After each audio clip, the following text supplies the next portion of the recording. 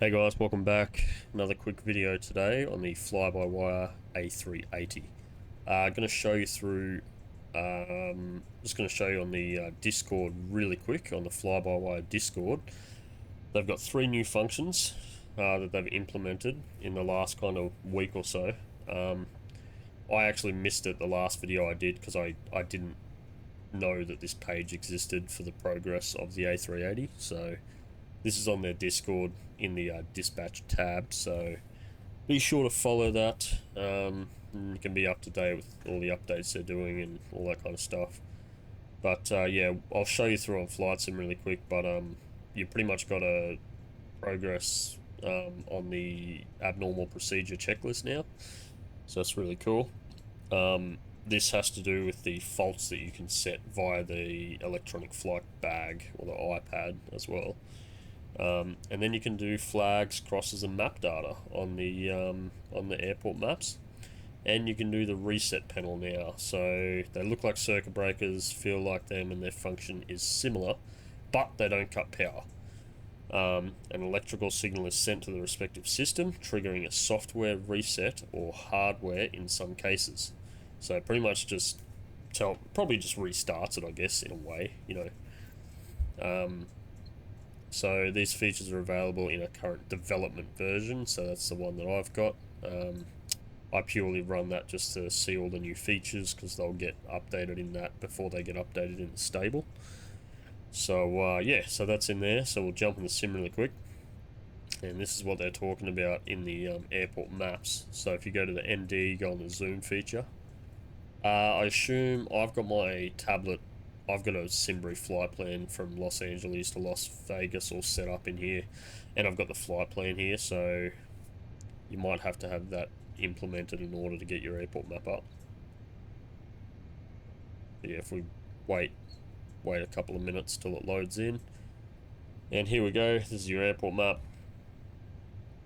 It's going to zoom out a little bit. There we go. There's our plane here. So yeah, what you can do now, you can pretty much add multiple crosses. So if you read a NOTAM and a taxiway is closed, or you just want to mark the taxiway that you've been given by a controller, then this is the best way to do it, in my opinion.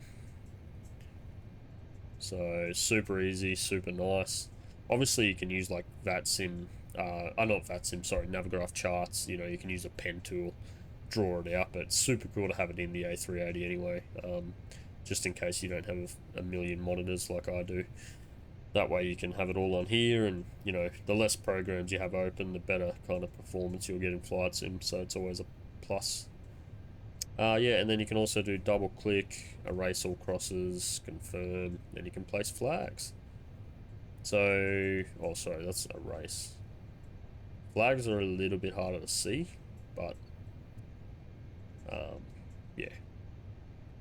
And you're just double clicking the left mouse button on here to get them selected. So, oh, I did it again. So erase all flags. Where are we? Here we are. Yeah, so that's the first one. So that's a map. Super easy. Second one up here. So overhead panel, top. Oops, sorry. Terrible viewing. Overhead panel, top right hand side, reset panel up here. Right. So what's available on this now is the FMC. So that's the flight management computer. The airport navigation. This is what we were just looking at, the airport maps. And the flight warning system. I assume that's what that is.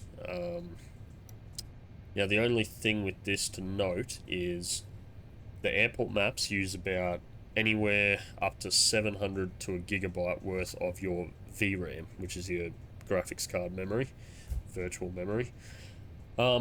If you disable the airport map, so if you click this, open it, close it again, that'll pretty much unload the map out of the navigation display. Even if you go to the 10 nautical mile or whatever on your navigation display, that map will stay loaded in there unless you unload it somehow. So if you just do this real quick, you'll free up like 800 megabytes of your VRAM, so that'll allow for obviously better performance and all that kind of stuff. So that's just your airport navigation. Okay, so that's that one. Third one is if you are using your brake to vacate feature when you land at your destination airport, yeah, so you'll automatically land, the aircraft will automatically brake to kind of take you off at your designated taxiway, and that all gets chosen in the airport map. So usually upon descent, you'll load your airport map up, you'll have your flight plan all entered in, and what you'll do, you'll select your runway that you're landing at. So you'll come over here, say I'm landing at 24 right, so you'll click on it, right, and then that says, yep, you're landing here. And usually, because I haven't got any of my performance data loaded in, or, well, this is not my destination airport, you'll have a dry line and a wet line that dictates, you know, dry weather, wet weather landing, and it'll dictate what taxiways you can take before those lines or after the lines. Yeah, and then that, you know, the aircraft will be like, oh yeah, cool, so we're going to taxi off at Tango. So the minute you land and you're on the ground, the aircraft will automatically brake for you, and it'll have it up here on the navigation display, or the PFD, sorry.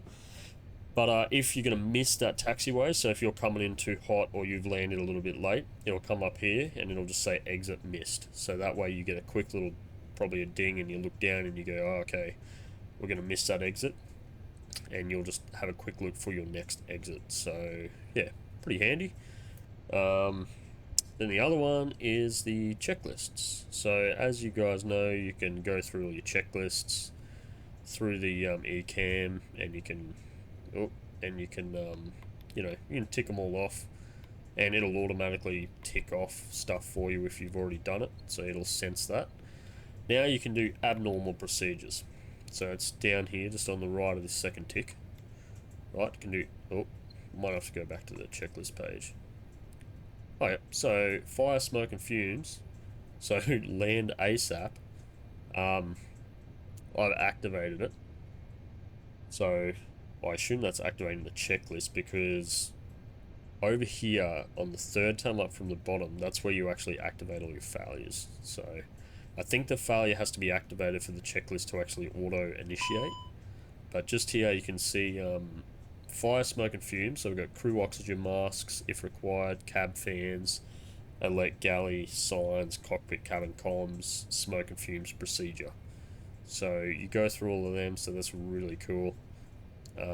See if we can get the other ones up here. There we go. So smoke and fumes, emergency evacuation, emergency descent, ditching aircraft, forced landing, unreliable airspeed indication, engine, flight controls, landing, navigation, fuel, miscellaneous. So there's multiple there. Obviously they're probably still working on getting some other ones in, but for now that's what we've got. Yeah, so I'll have to test that out on a flight, see if we can get like an engine fire or something, go through the checklist and carry that out properly. Yeah, but that's all I've got. Hope you guys enjoyed, and hopefully you're all having a good time out there flying. Most of you are probably flying the A350 now, which I haven't got it yet. I'm going to wait a little bit to get it, because usually, as I've seen, there's a few bugs and stuff going on, so which is always present when something gets released initially. But I'll probably wait a couple of weeks and I'll get it and do some videos on that as well. I think I'm looking forward to having the two massive screens in front of me, like you can have all your charts and everything up. That'll be really cool. So, but for now we're stuck with the A380, still learning it, so that's fine. But yeah, thanks for watching guys, and I'll see you on the next video.